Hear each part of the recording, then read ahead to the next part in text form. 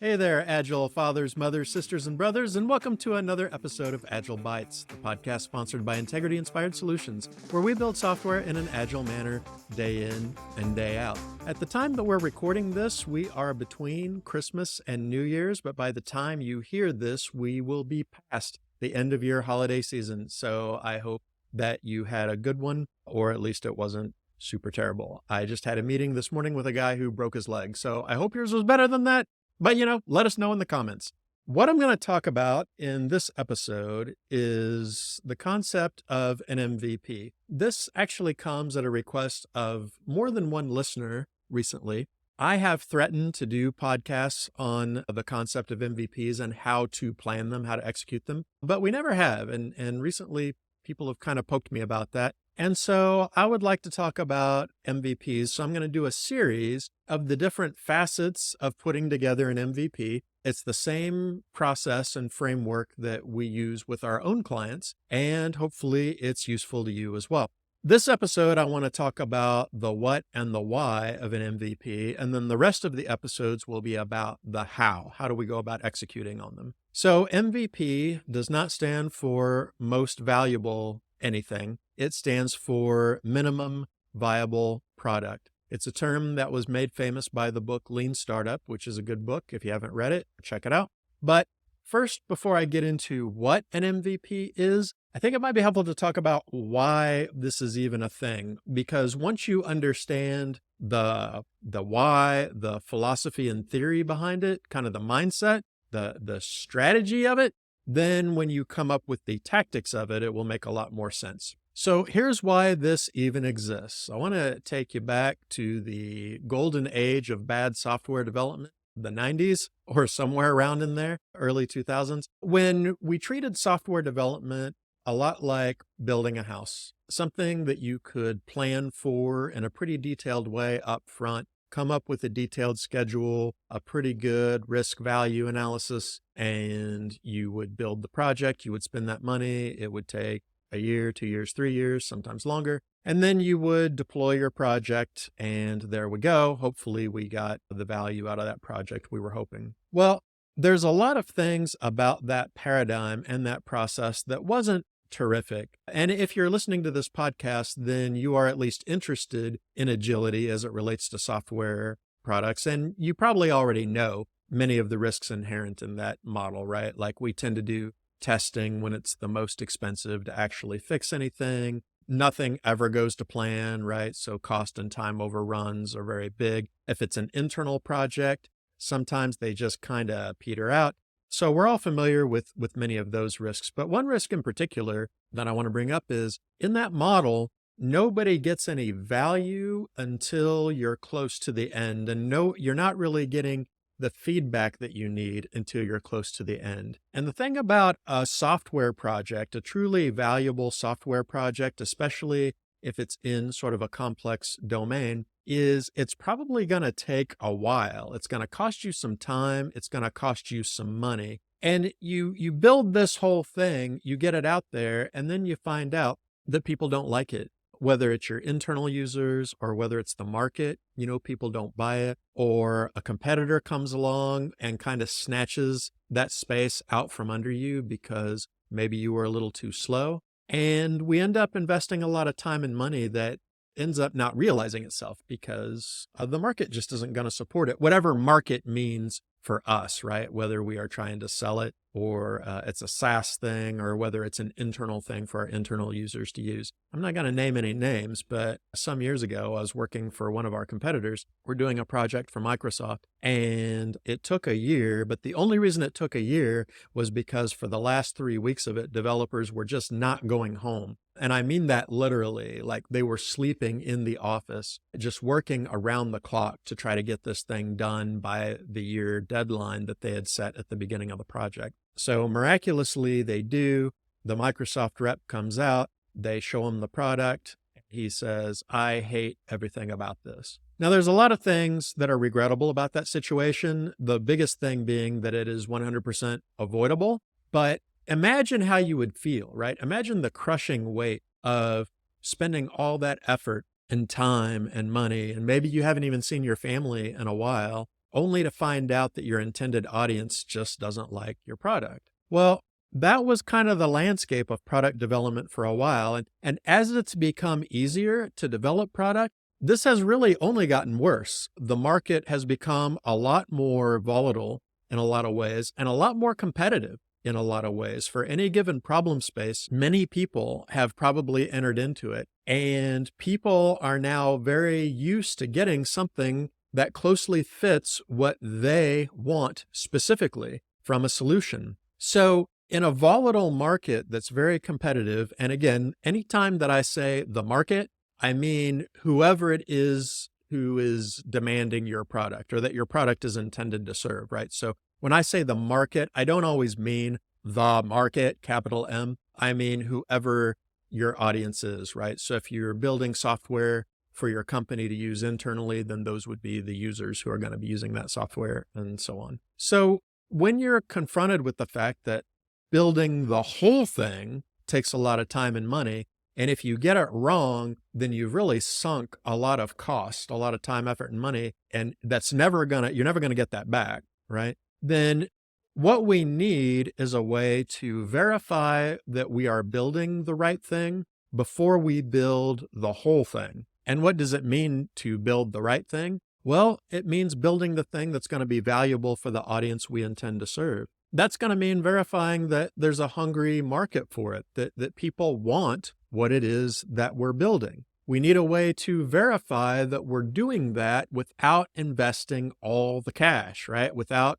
going through the whole timeline. We need to get something out there fast, right? We need to be able to get something into people's hands before our competition can get something into people's hands. But we need to do all this in a way that controls our cost and controls our risk, right? And so this is the problem space that MVPs are attempting to address. How do we figure out that we're building the right thing, that there's a market hunger for what we're building, and we're building the thing that our market wants? How do we get value out there faster than anybody else? And how do we do this in a way that controls our risk, that controls our costs? We're not spending 3 years worth of budget on something that isn't going to work out. And folks, it's here that we get to sort of a clash of methodologies. And if you're into Agile stuff, then you are aware of this class of methodologies. But I find that even amongst the Agile community,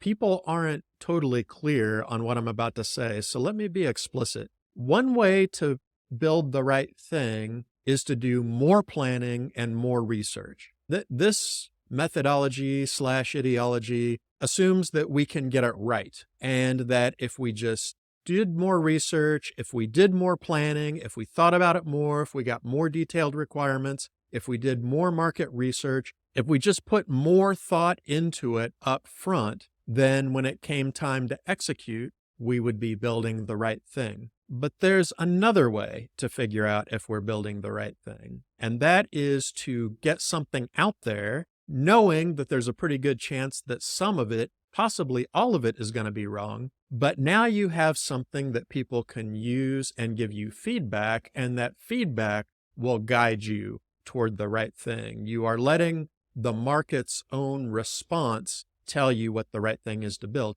I would argue really that methodology is kind of the heart of what it means to have agility, at least from a product standpoint, right? How do you know you're building the right thing? Well, it's not Agile to plan and research and plan and research and plan and research for years and then execute on that plan. That doesn't mean we don't do any of that stuff. But what it does mean is that our primary mechanism for acquiring that knowledge isn't more planning, isn't more market research, it isn't more speculation. It is getting something into people's hands and letting them react to it. Let the market tell you if they're interested in that or not. So this is why MVPs exist. We need a way to get something in front of somebody so that we can verify if we're building the right thing or not. So that's the why. That's the strategic mindset behind why you want to do MVPs. It's instead of planning and building the whole thing and then finding out that you were wrong, we want to find out that we were wrong as soon as we possibly can. What can we do that requires the minimum amount of time and cash and effort and heartache and whatever to find out that what we're building is the right thing or that we need to change it in some meaningful way. So that's the why. So that brings us to then the what.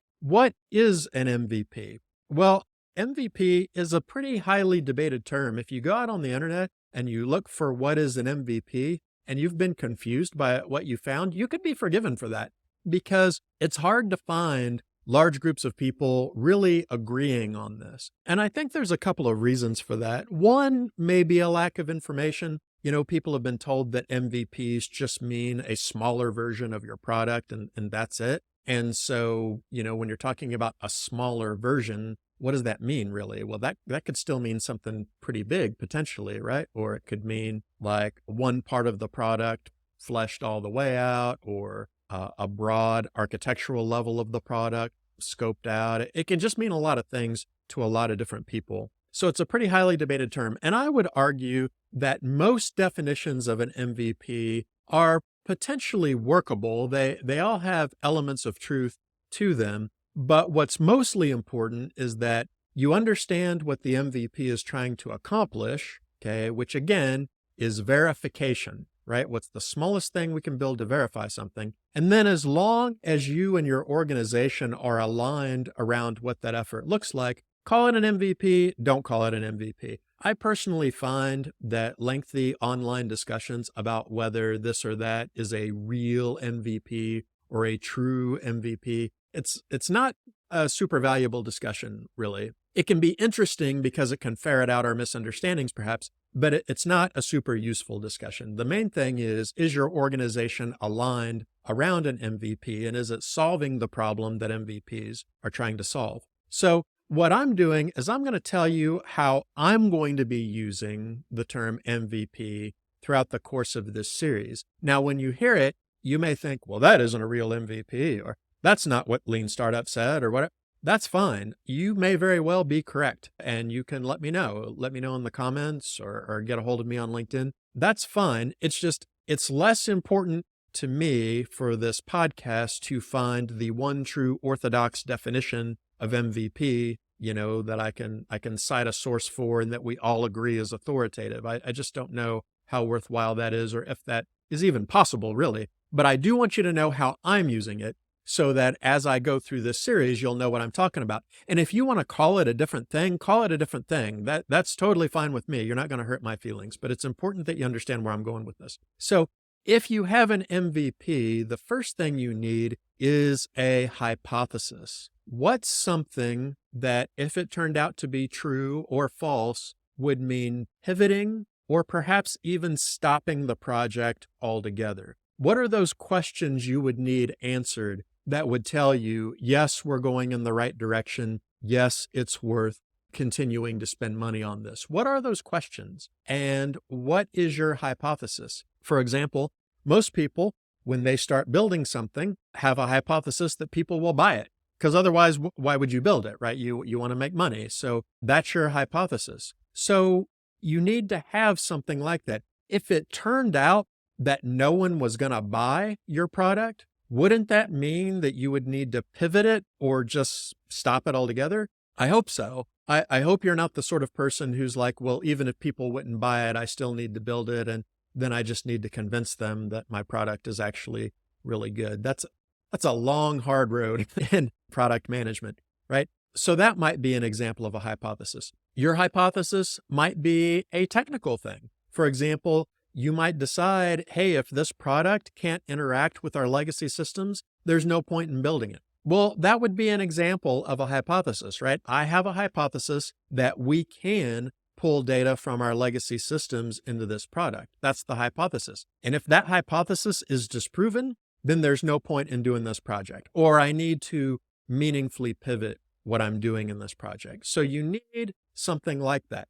Now, it's possible to have more than one thing, and that's fine. You can do different experiments around different hypotheses, but that's the first thing to figure out. What are the questions? What are the issues that, if they turned out to be true or not, would signal you that you either need to keep investing in the direction you're going, or they would signal you that you need to change, or that you need to stop the project altogether. So you start out with that hypothesis. Once you have the hypothesis, in general, an MVP is the smallest thing that you can create that will validate or invalidate that hypothesis. That's what it means in general. Now, some of you might be thinking, well, the smallest thing that I could create might not actually be an increment of the actual product, right? Like if we were wanting to validate the hypothesis of whether people would buy this, we could send out a survey to our intended audience. And if 99% of the people come back and say, yeah, we would buy it at this price point, that's meaningful information, right? That gave you the signal that you need to keep going in that direction. Or you might be thinking maybe a prototype would do it, right? Menlo Innovations loves to create like hands-on cut out paper and cardboard prototypes of the things that they build to put it in someone's hands so they can mess around with it. And it gives you useful information if you're going in the right direction or not. Would they want to use it? What changes would they make? It's a powerful thing, even though a survey and a prototype are not really an increment of your actual product, right? And that's fine. When we're using MVP in the general sense, that is also what I mean. And I encourage our clients to do things like that. Now, you may call that something different, right? You might think of that more like market research or something like that. That's fine too, but you need to have that mindset of creating the smallest thing you can that will validate your hypothesis. I know some companies, when they develop product, they go ahead and put the product out in their catalog and back order it. They say they're out of stock just to see if people will buy it, right? Because if nobody buys it, then maybe it's not a good product idea. But if people do buy it, then that's incentive to build it, right? Or you might think of things like Kickstarter, crowdfunding things. If lots and lots of people crowdfund your project, then it's probably a worthwhile project. If you can't even get minimum funding for it, well, thank goodness you didn't build it, right? Thank goodness you didn't invest in everything you need to invest in to get it out the door. So in the general sense, any of those things I just said could potentially be considered an MVP. It is something you are building to determine, and it's the smallest thing you could build to give yourself meaningful information as to whether your hypothesis is correct. However, for the rest of this series, I don't know how helpful it would be for me to talk to you about like how to put a good survey together, right? Or, how to make a good paper and cardboard prototype. Usually where people need the most help with this MVP way of thinking is when we start looking at actual increments of the actual product. So for the rest of the series, that's what I'm going to be talking about. So when I say MVP, I'm going to mean it in a rather specific sense. I'm going to assume that perhaps we've done other things. Hopefully you've done some degree of market research, some degree of validation of your idea before we've started, planning out the actual product. But instead, I really want to focus on that aspect of the journey, right? We're getting ready to put together that first thing, right? That is our product, our first increment, our first valuable increment of our product, where we want to get that out the door. How do we figure that out? What's that going to look like? How do we figure out what goes in, how big it should be, what's not relevant, and how do we figure out how we're going to measure the success of that initiative? So what I'm going to be talking about in these next episodes is how to take this MVP strategy, how to take this MVP approach and apply it directly to planning your first product increment, because I find this is where a lot of people need help. They have big ideas, but they need something small, right? Or they really think this is going to make a big splash in the market, but they don't know. They really think the users are going to like this new product better, but they don't know, right? We need a way to validate those hypotheses as we're building out the product. So that's the standpoint I'm taking on MVPs, and stay tuned. Keep in touch with these episodes because I'm going to lay out for you exactly how we do it. Thanks everyone for listening to Agile Bites. Agile does sometimes bite, but we don't think it always has to. If you enjoyed what you heard today, don't forget to like and subscribe to this podcast on whatever platform you happen to be using. And if you can, leave us a comment because we'd love to hear your feedback. What things would you like to hear about? What things did you hear that were valuable to you today? You can also head over to integrityinspired.com to sign up to our email list. But that's all for today, folks. We'll see you next time.